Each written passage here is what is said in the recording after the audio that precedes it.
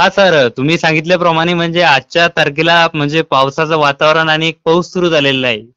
म्हणजे शेतकऱ्यांनी आपलं जे बोलणं आहे ते ऐकलेलं असेल 2 दिवसा अगोदरच, की आपण सांगितलेलं होतं की 18 पासूनच वातावरण तयार होणार आहे. आणि आमच्या बुलढाणा जिल्ह्यात अनेक भागात पावसाला देखील सुरुवात झालेली आहे. तर नक्कीच. शेतकऱ्यांना काय सांगाल सर, म्हणजे रात्री 12 वाजेपर्यंत म्हणजे काय कंडिशन राहील, म्हणजे रात्रभर काय कंडिशन राहील, कोणकोणत्या जिल्ह्यात आगमन म्हणजे यावर शेतकऱ्यांना माहिती द्यावी सर. चालतंय आणि तुम्ही खूप तत्परतेने रेकॉर्डिंग घेताय त्याबद्दल तुमचं खरंच अभिनंदन.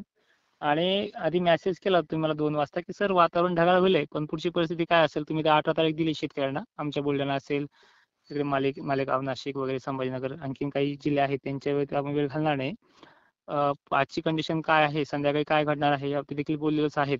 पण ज्या शेतकऱ्यांना आपण सांगितलं होतं की मान्सून गेला नाही, मान्सून परतीचा मान्सून अजूनही सक्रिय होणार आहे 18 तारखेला संध्याकाळपर्यंत, तुम्ही मला कमेंट करा.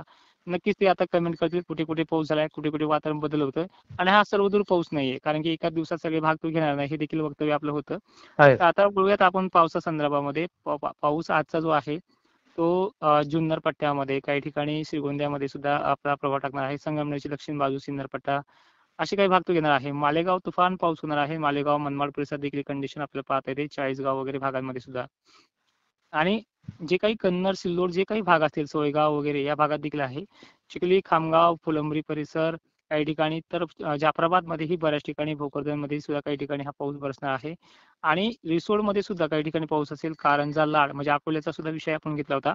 वाशिमचा पण विषय घेतला होता. अकोल्यामध्ये काही ठिकाणी वाशिम, कारंजा, लाड, नेर परिसर, यवतमाळ अशा काही भागांमध्ये हजेरी लावणार आहे. आणि बीडचा जर विचार केला तर बीडमध्ये काही ठिकाणी, बार्शीमध्ये मोजक्या ठिकाणी, उत्तर वगैरे भागांमध्ये सक्रिय होणार आहे.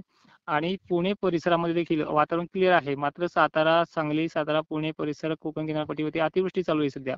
पण रात्री याच्यामध्ये आणखीन बदल घडणार आहे. बदल कशा प्रकारे असेल हे देखील आपण बाबतीत थोडी माहिती घेऊयात. हो सर. रात्रीच्या वेळेला वैजापूर भाग घेईल, कारण की वैजापूर मागील काही दिवसापासून काही भाग वगळले तर वंचित आहे. काही ठिकाणी पाण्याचा, पिण्याच्या पाण्याचाही प्रश्न आहे. मान्य आहे, हा पाऊस पाण्याचा प्रश्न मिटेल की मिटेल नाही याची गॅरंटी कुठलाच तज्ञ घेऊ शकत नाही. पण एवढी खात्री असेल, जे पीक तुम्ही भरणी करताय त्यामध्ये अपेक्षेप्रमाणेही जास्त पाऊस होण्याचे चान्सेस गंगापूर, पैठण या भागात राहतील. आणि रात्रीच्या वेळेच्या मध्ये अजून मल्टिपल कंडिशन होणार आहे. छत्रपती संभाजीनगर, बदनापूर, नांदेड, जालना ह्याही भागामध्ये आगमन करेल. वातावरण क्लिअर आहे. सकाळच्याला गारवा सुटतोय या भ्रमात राहू नका. म्हणजे काही पीक असेल, आपण पाऊस येणार नाही, आपण विविध ठिकाणच्या बातम्या ऐकून थोडस हे राहतो, म्हणजे निष्क्रिय राहतो. थोडं सक्रिय राहा, तत्परता ठेवा अंगामध्ये. कारण की पीक आपलं आहे, आमचं काय सांगायचं सुद्धा काम आहे. आणि अलर्ट दिलाय त्या पद्धतीने वातावरण सक्रिय झालंय, त्या जिल्ह्यामध्ये त्यांनी प्रवेशही केलाय. आज ना उद्या तुमच्याकडे प्रवेश करणार आहे, कारण की 22 ऑक्टोबर पर्यंत ही वातावरणाची तारखेची सक्रियता आहे. आणि प्रश्न प्रमुख हाही पडलाय, मग 22 तारखेनंतर, 23 तारखेनंतर आम्ही बिंदास पेरणी करू, काही अडचण नाही, पेरणी करू शकता. पण वातावरण हे स्वच्छ सूर्यप्रकाशित महाराष्ट्रातल्या काही भागातच होईल. तो 28 तारखेपर्यंत वातावरण हे ढगाळलेलं, काही मोठ्या ठिकाणी जास्त पाऊस झाल्या ठिकाणी तुरळक शितोडे पडणं हे घडत राहणार आहे. वातावरणामध्ये हा जो बदल घडेल, अचानक काही बाबी असतील दिवाळीच्या पिरियडमध्ये, हे देखील सांगण्यात येईल. आजही लाईव्ह मध्ये, आजच्याही रेकॉर्डिंग मध्ये तुम्हाला मगाशी झालते सरांच्या चॅनलवरती एक असाही अंदाज दिला होता की नोव्हेंबर महिन्यामध्ये ऍक्टिव्ह होणार आहे. त्याची 20 तारखेला पूर्ण कल्पना देऊयात. तर आपल्या 20 तारखेचा देखील माहिती पाहण्यासाठी तुम्ही सगळ्या शेतकऱ्यांच्या परवाना सपोर्ट करत चला. झालते सर असतील, आणखीन कुठलेही शेतकरी असतील मुलं, त्यांनी त्यांचा पत्ता देखील अजून पुढे आपल्या लाईव्हच्या माध्यमातून, व्हिडिओच्या माध्यमातून सांगायचा प्रयत्न करत चला. हो सर, नक्कीच. आणि आपण म्हणजे खूप शेतकऱ्यांसाठी खूप मेहनत घेत आहेत सर. हम्म. खूप तत्परतेने, खूप म्हणजे आपल्याला देखील लगेच कॉल उचलला आणि तुम्हाला समजलं की काय आता झालते सर काहीतरी रेकॉर्डिंगच घेणार आता, तर लगेच हम्म. कॉल केला. एवढ्या गडबडीत देखील असताना, एवढ्या ढगाळ वातावरणाच्या, विजांच्या असताना देखील तुम्ही कॉल उचललाय, कारण की तुम्हाला सगळ्या काळजी घेताय. तुम्हाला माहिती आहे की हम्म. कशी म्हणजे वीज पडू शकत नाही. बरोबर योग्य ठिकाणी तुम्ही जाताय आणि कॉल रिसीव्ह करताय गडबडीत देखील. नक्कीच. आणि एवढं विनंती असेल सगळ्या शेतकऱ्यांना, तुमच्या चॅनलच्या माध्यमातून देखील असेल, व्हिडिओमध्ये काही मी शेवटी सुरुवातीला काही अर्जंटमध्ये काही माहिती देतोय, पण सुरुवातीला आणि शेवटला काही इन्फॉर्मेशन देखील देत असतो, त्याकडे देखील लक्ष देत चला. पाऊस महाराष्ट्रात 4 दिवस धुमाकूळ घालणार आहे.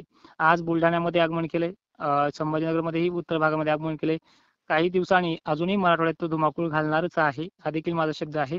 जो शब्द तुम्हाला मी 16, 17, 15 तारखेच्याही अगोदर देत आलो की तुम्ही अजूनही काही दिवस थांबा, थोडीफार थंडी सकाळच्या वेळेला जाणवेल, पाऊस गेलाय अशा प्रमाणात राहू नका. पेरणीसाठी मी ज्यांना थांबवलं होतं, अक्षरशः चिखली भागामध्ये आज धुमाकूळ चालू आहे. जिथे फुलंब्री भागामध्ये काही ठिकाणी आज पाऊस चालू आहे. अजूनही तो पाऊस वरती सरकणार आहे. जळगाव मध्ये सुद्धा काही ठिकाणी आज पाऊस चालू आहे. मात्र तुम्ही 22-23 पासून कांदा रोपं टाकणारे शेतकरी असतील, काही हरभरा पीक करणारे शेतकरी असतील, यांना गरमीची लेवल ज्वारी पेरणी करू शकता तुम्ही 22-23 पासून. थंडीसाठी तुम्ही 28-29 तारीख निवडू शकता. 25 तारखेला सकाळच्या वेळेला खूप भयंकर गरमी थंडी पडणार आहे. पण त्या थंडीचं स्वरूप पुन्हा गरमीमध्ये रूपांतर होणार आहे. त्यामुळे हा जो महिना आहे हा किचकट आहे, हे पण आपण झालते सरांच्या चॅनलवरती बोललेलो आहे.